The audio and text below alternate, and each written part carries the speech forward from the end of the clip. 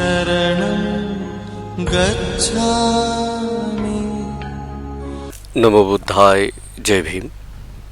धम्म दीक्षा के पावन अवसर पर आप सभी बौद्ध उपासक उपासिकाएं, बाबा साहब के अनुयायी सभी को बहुत सारी शुभकामनाएं, मंगल कामनाएं।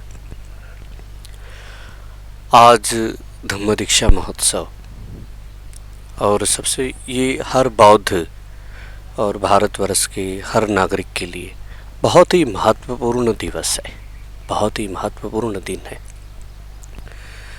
आज का दिन बौद्ध जगत में, भारतवर्ष में धम्म दीक्षा दिन कहा जाता है। बाबा सवाल यह उठता है, बाबा साहब को बहुत बार पूछा गया और बाबा साहब के बाद में भी एक सवाल आया कि बाबा साहब ने बौद्ध धर्म का ही स्वीकार क्यों किया। उस समय में भी बहुत सारे संप्रदाय थे, विचारधाराएं थी।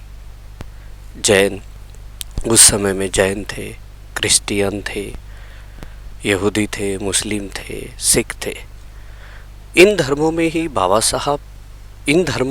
साहब क्यों नहीं गए।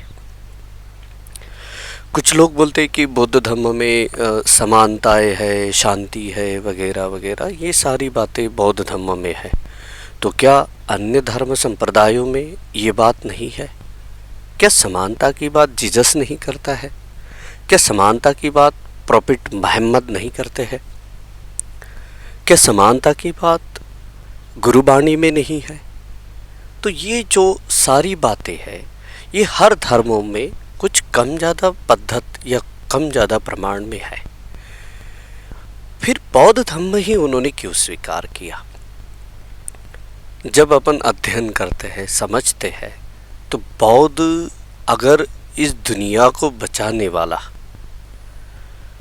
इस मानव को चलाने वाला अगर किसी का सिद्धांत है तो बुद्ध का सिद्धांत है।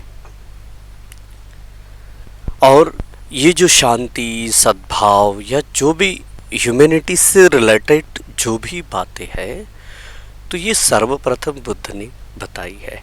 And Buddha is a fast revolutionary person. Buddha पहले रिवॉल्यूशनरी है।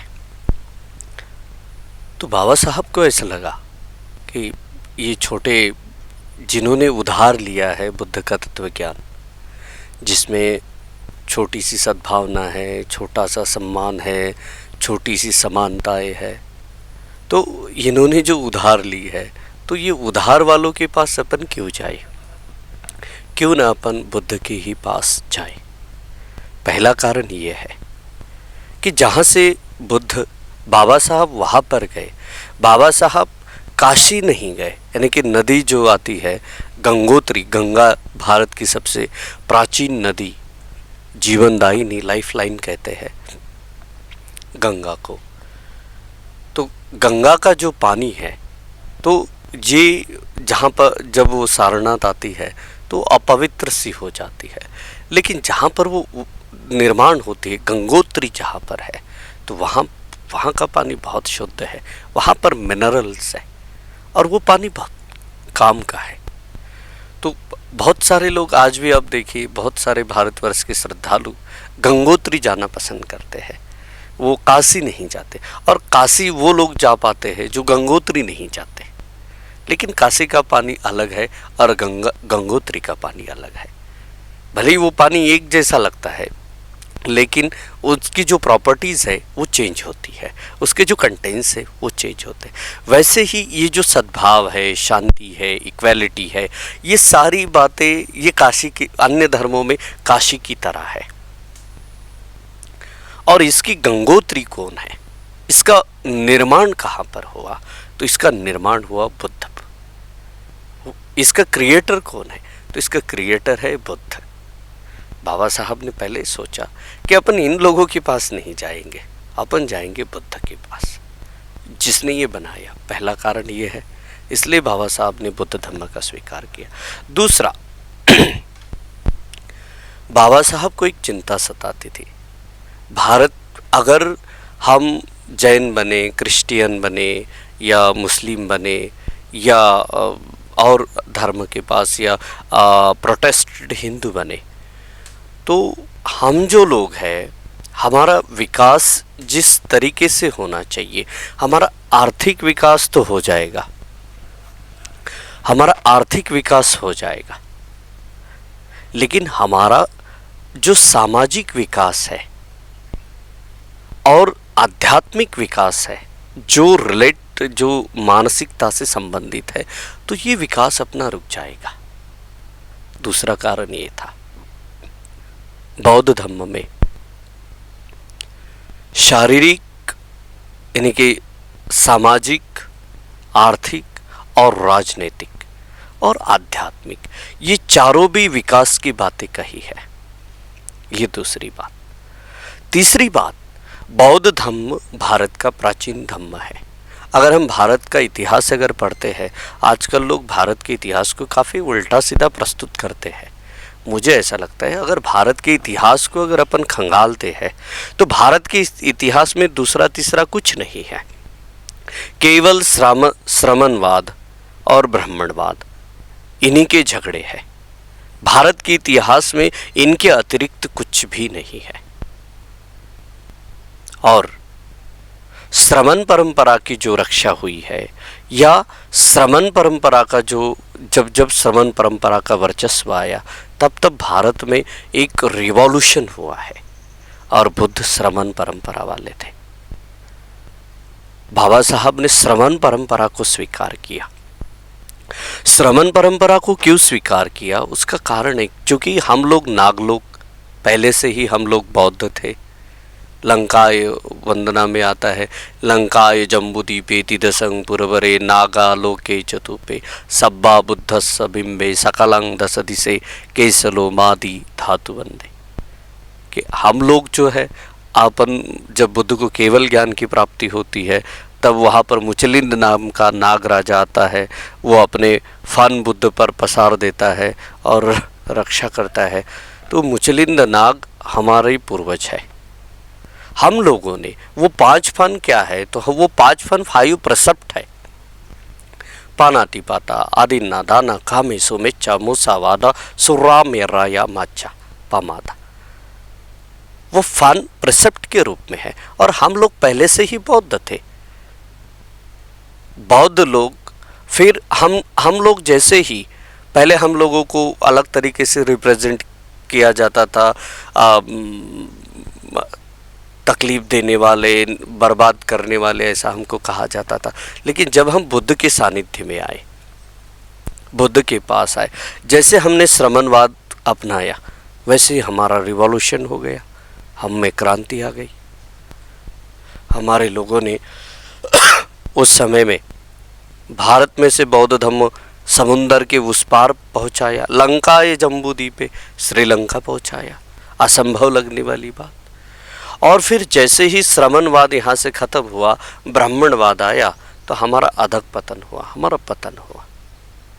हमारे पतन की जड़ और उन्नति की जड़, हमारे विकास की जड़ है श्रमणवाद में, और पतन की जड़ है ब्राह्मणवाद में।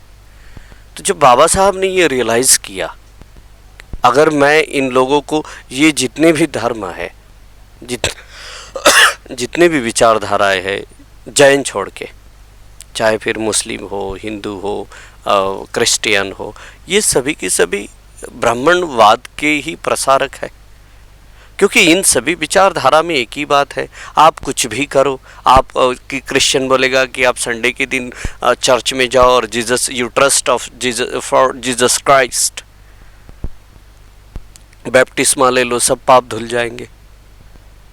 मुस्लिम बोलेगा कि आप अल्लाह पर और मोहम्मद प्रॉफिट पर आप ट्रस्ट करो, विश्वास करो, और फ्राइडे के दिन नमाज करो और ज़कात करो, मक्का जाओ, वो ये कहेंगे। गुरुबानी में भी बस समथिंग लगभग ये ऐसा ही कहा है। तो ये सारा का सारा, यानी कि आप कुछ भी करो और फिर आप शुद्ध हो जाओ, बस आप अल्लाह को, जीसस को, भगवान को, वाहे गुरु को स्मरण करो, आपके सारे पाप धुल जाएंगे। ये ब्राह्मणवाद है। लेकिन श्रमणवाद ऐसा नहीं सिखा था। श्रमणवाद बोलता है आप लोगों को शुद्ध होना पड़ेगा। आप लोगों को आपके एक्शन, राइट एक्शन, जो एट फोल्ड नोबेल पाथ है, आर्य अष्टांगिक विषय, आर्य अष्टांगिक मग्गा, सम्मा दिट्ठी, सम्मा वाचा, सम्मा, ये नोबेल पाथ को जब आदमी इंप्लीमेंट करेगा, इस नोबेल पाथ पर जब वो चलेगा, तो वो ऑटोमेटिकली उसकी एक्शन ठीक हो जाएगी, वो एक्टिव हो जाएगा।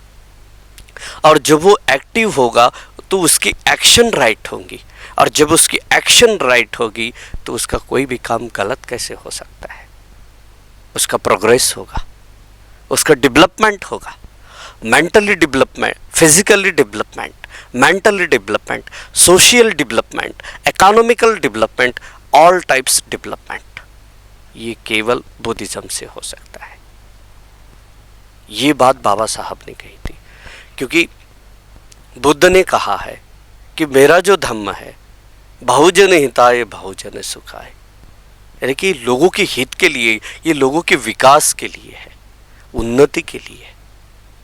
और बाकी सारी विचारधाराएं ये मानव को उन्नति की ओर नहीं लेके जाते, वो मानव को कहीं और लेके जा सकते हैं, लेकिन विकास की ओर नहीं लेके जा सकते। और बौद्ध धम्म में वो ताकत है। इसलिए बाबा साहब ने, जो समाज 1500 साल तक गुलाम रहा, वो समाज की मेंटालिटी क्या होगी, मानसिकता क्या होगी, अपन कल्पना कर सकते हैं।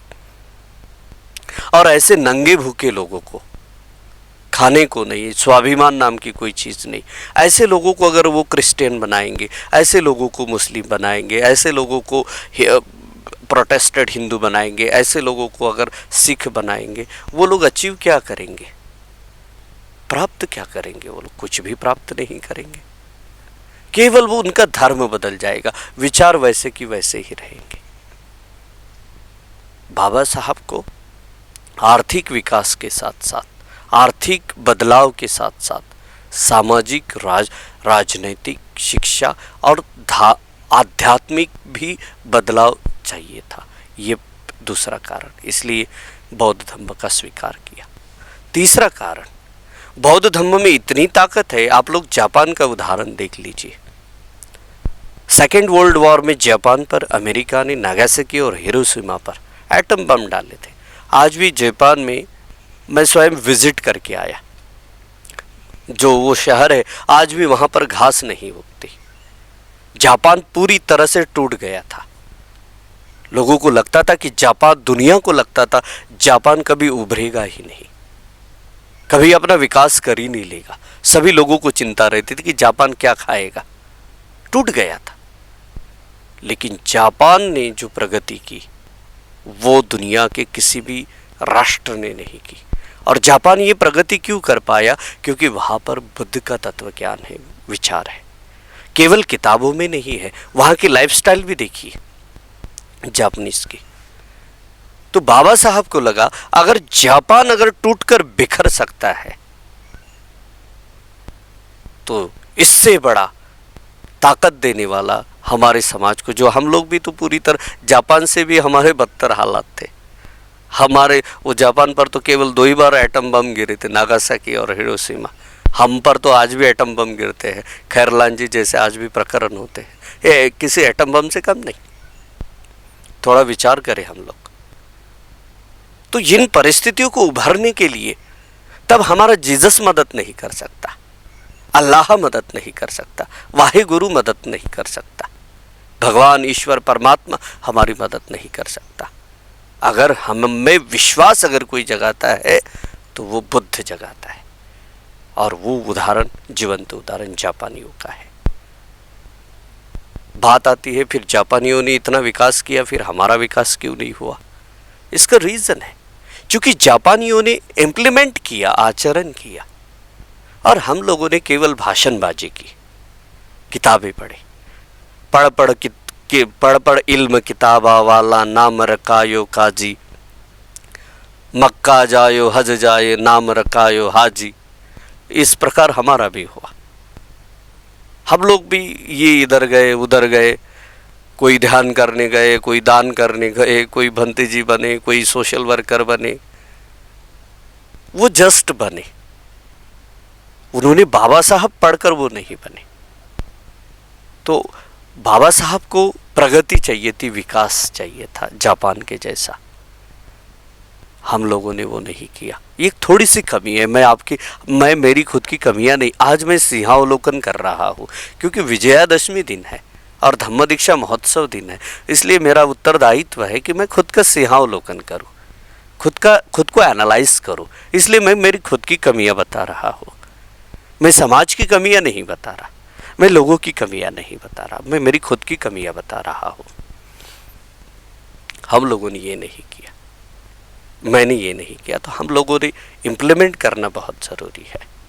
और ये तीसरी बात। चौथी बात, जब आज भी बाबा साहब को, हमारे समाज को, समस्त बौद्ध जगत, बौद्ध लोगों से जोड़ना था ताकि हम पर कुछ एट्रोसिटियाँ होगी तो पूरा बौद्ध जगत हमें सहकार्य करने के लिए आए।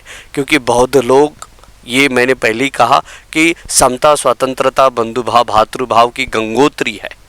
तो जब हम पर अन्याय होगा तो अन्य बौद्ध जगत के लोग हमारे हेल्प के लिए आएंगे, सहकार्य के लिए आएंगे, हमारा एक व्यापक दायरा बढ़ेगा। आज मुसलमानों पर कुछ होता है तो बाकी अन्य देशों के मुसलमान यहाँ पर आते हैं, क्रिश्चियनों पर कुछ होता है तो पोप वो बात उठाते हैं, लेकिन भारत के बौद्धों पर कुछ होता है तो दुनिया चुप रहती है। ये ऐसा क्यों? कभी हम लोगों ने इसका चिंतन नहीं करना चाहिए? समय आ गया है मेरे प्रिय भाइयों बहनों, हम लोग कब चिंतन करेंगे? इसका चिंतन कीजिए। बाबा साहब का सपना था कि हम उन लोगों तक पहुँचे और वो लोग हम तक पहुँचे। और बौद्ध धम्म ही एक ऐसी कड़ी है, या बौद्ध धम्म ही एक ऐसा ब्रिज है, या पुलिया है, या संखली है जो अपने को एक दूसरे को बांध कर रख सकती है। तो अपन लोगों ने कभी उस पर ध्यान नहीं दिया। वक्त आ गया है, 66 साल हुए हैं। 66 साल में आदमी रिटायर्ड होता है, बूढ़ा होता है। हम भी अभी काफ़ी बड़े हो गए, हम भी कुछ करें इन 66 साल में, उन लोगों के साथ जुड़े और बौद्ध धम्म के अनुकूल ही आचरण करें। मैं फिर से मेरे उन शब्दों को रिपीट करता हूँ कि बाबा साहब ने बौद्ध धम्म को क्यों अपनाया। पहला कारण, बौद्ध धम्म समता, स्वतंत्र, भातृभाव की गंगोत्री है। बौद्ध धम्म विकास की कुंजी है। बौद्ध धम्म श्रमणवाद की परंपरा की जननी है। बौद्ध धम्म ही इस सृष्टि को और मानव को बचाने वाला है।